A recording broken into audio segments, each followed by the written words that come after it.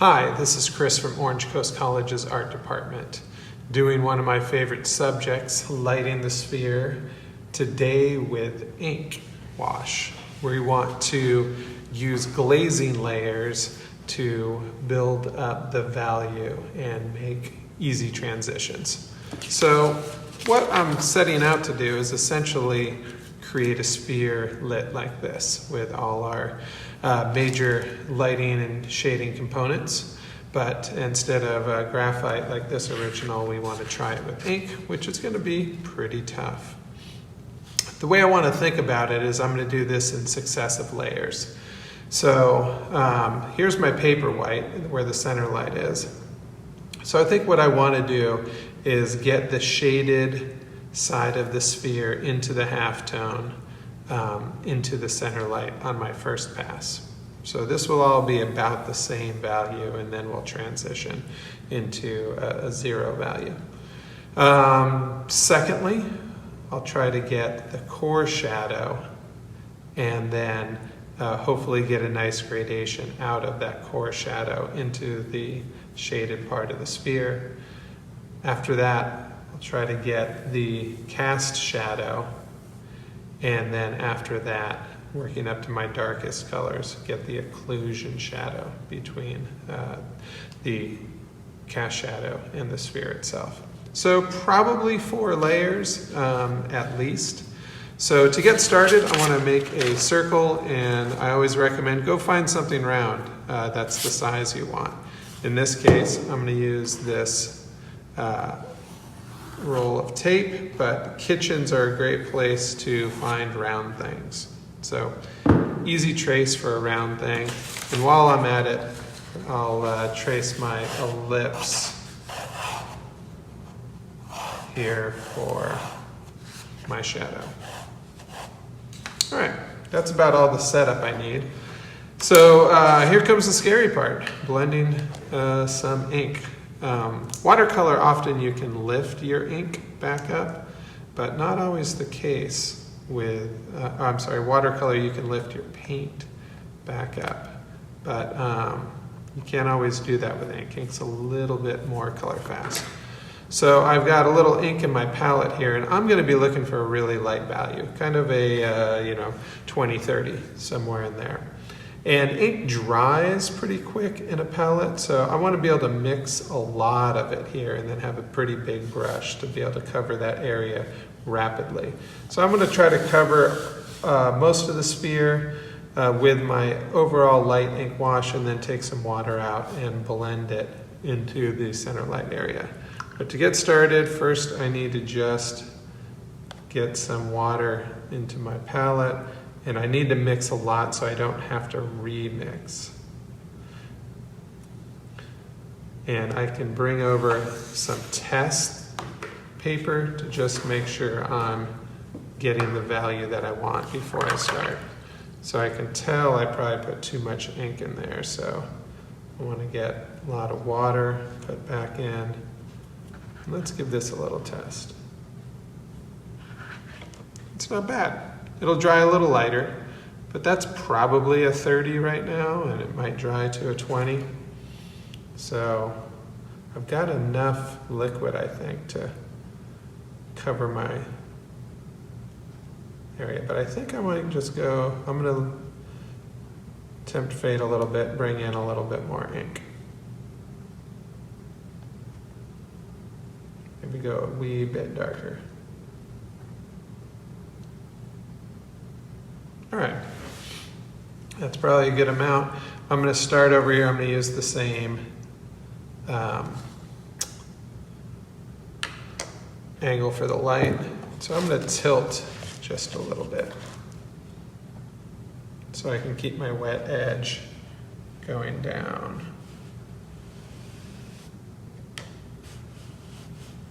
So I need to operate fast. Keep my wet edge. I don't want to spread that too quickly.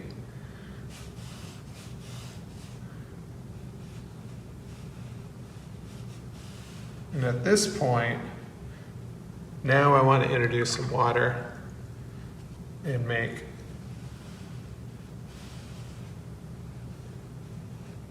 a half-tone gradation.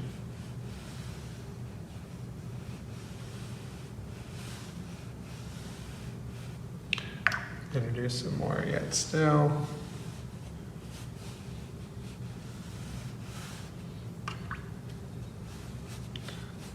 Until we've pretty much got back to paper white. And then I can even blot out a little bit. I can bring in a little paper towel, clean up that white.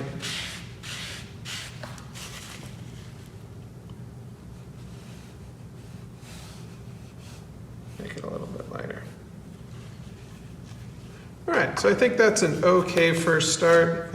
Got a little holiday going on there, but that'll be all right. Pretty even flat wash, half-tone gradient into center light. All right, I'm gonna let this dry and come on back to do the core shadow.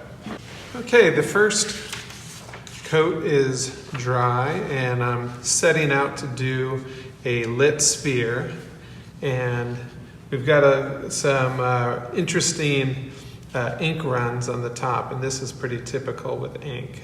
Ink tends to sit higher above water and will run in multiple directions or in the direction that you're tilting until the water's dry, so that you can get some pretty interesting effects that way. So for my second coat, I want to try to get the core shadow. I usually think of it as a crescent moon in the middle of our shaded area. And then it will hopefully have a gradation all around out to the edges. I may bring it a little farther over here, but leave some bounce there and there. So I'm going to need a little bit darker ink wash this time, so I'll bring a little bit more ink in there.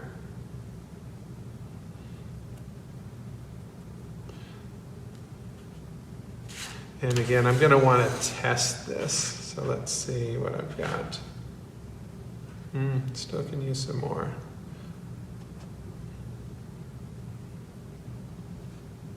And it'll glaze up, so it'll be a little darker like that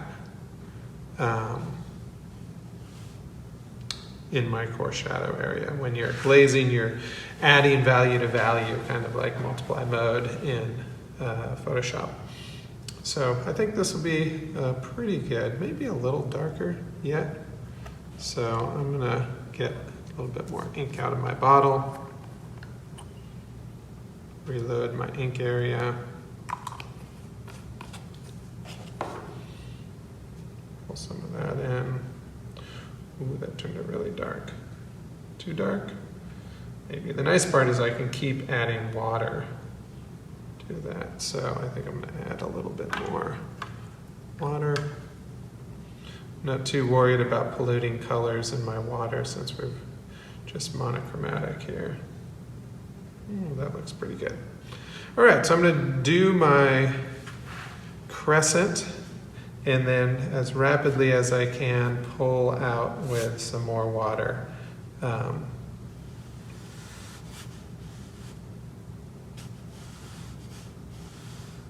Out to the edges.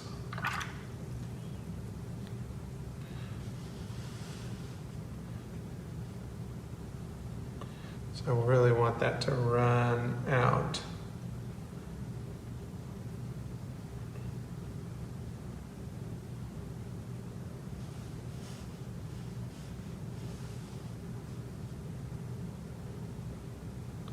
And then I'll just try to clean water, smooth into the halftone here.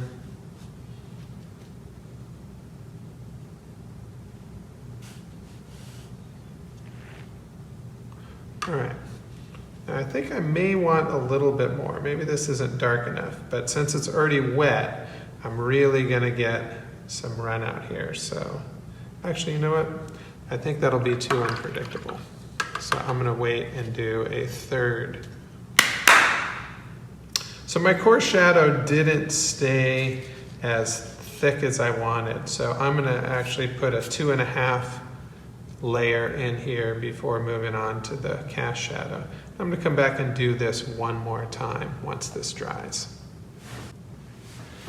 Okay, and now my second coat is dry. And you can see my coarse shadow shrunk up a little bit when I introduced a lot of water in there. So I just want to take a quick 1.5 second layer to go over that coarse shadow one more time and just blend it out probably a little bit more carefully.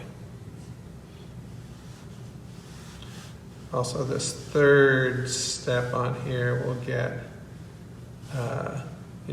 pretty dark, nicely dark.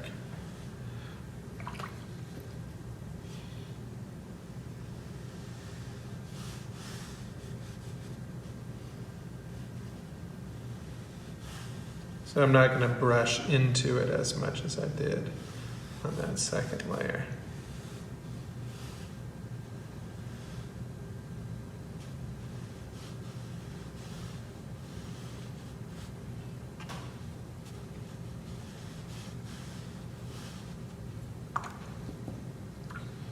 Bring some clean water here at the end, just to make sure I'm not leaving any hard edges. Just fade that guy out. All right, that's all for my 2.5. Let's see how it dries up. Okay, and here we've got it pretty dry. I can put the back of my hand on, and I feel it's still a little cool, but that's okay because we're pretty much going to move on to the cast shadow here, and I might bring in a little bit up here, but this is feeling pretty dry. All right, so I'll probably two-step this cast shadow, so let's take a look again here. And as the shadow gets under the ball, it gets darker and darker, and we call that the occlusion shadow. So I kind of want to have, medium dark out here in the shadow, and then a dark in under there. So I'll just do that in 2 steps. So let me just test the remainder of what I had before. And that's pretty dark, but I think it's going to dry a little lighter. So I'll just introduce a little bit more ink in there. See how that guy is. That'll be pretty good, because once it dries lighter, I think we'll be all right. Let me mix that around, and I'm just going to try to go as fast as I can, and let me get a little tilt to my pad, and I'll just work top down.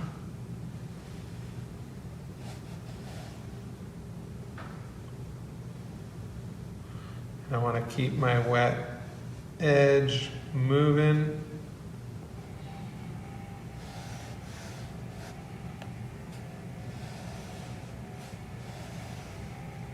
Don't want to ever let that dry while I'm still painting.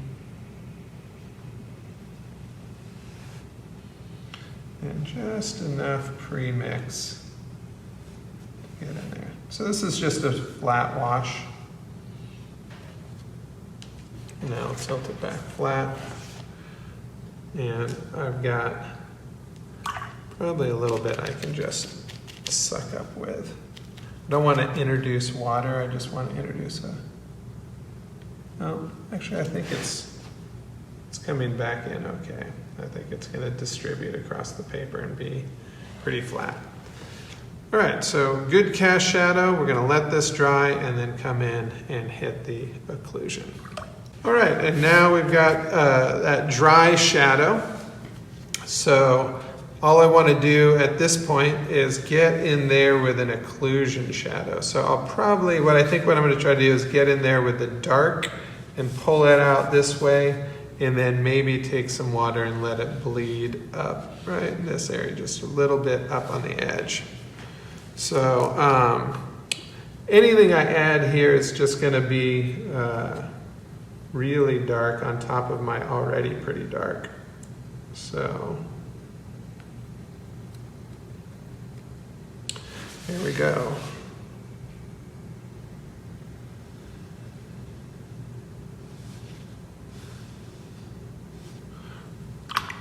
And then I'm just going to clear water. Actually, let me get an intermediate. I'll get a little bit with some ink still on it. And then pull that out with some clear water so I don't have an edge.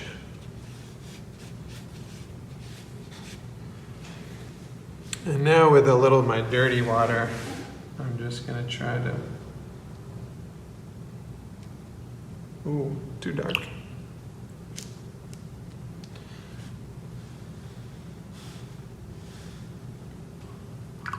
Probably too big of a brush. I'm sticking with my tan here.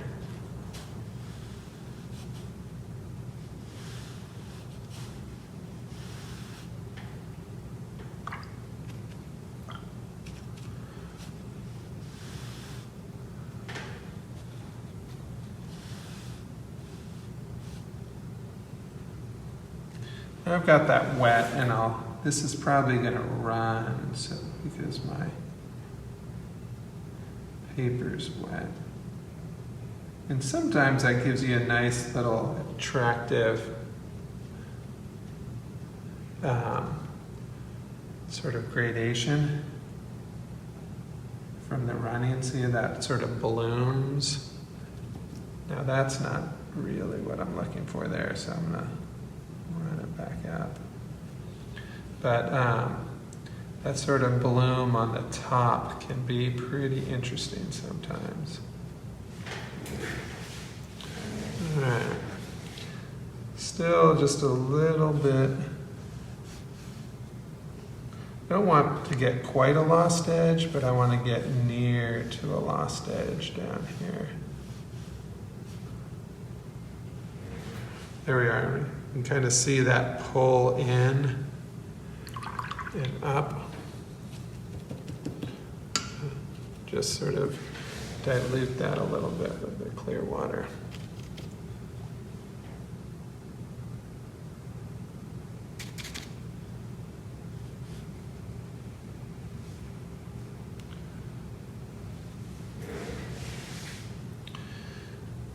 And I'm just going to keep just touching this.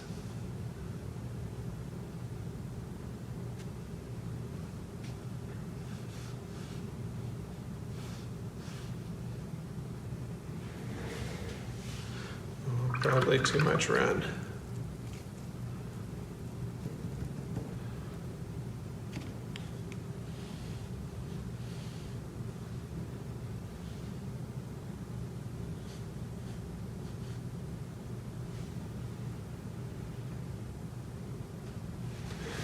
Then I'm going to come back down here. And right now I'm kind of fine tuning, and ink doesn't lend itself too well to fine tuning, but we'll see.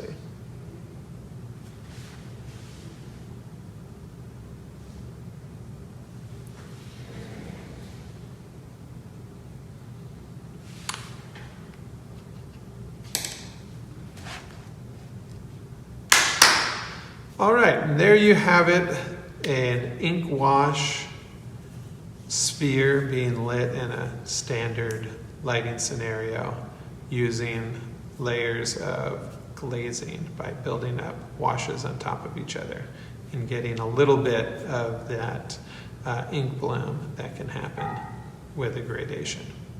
Now it's your turn.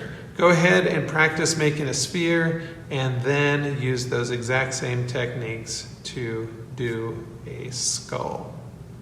Good luck.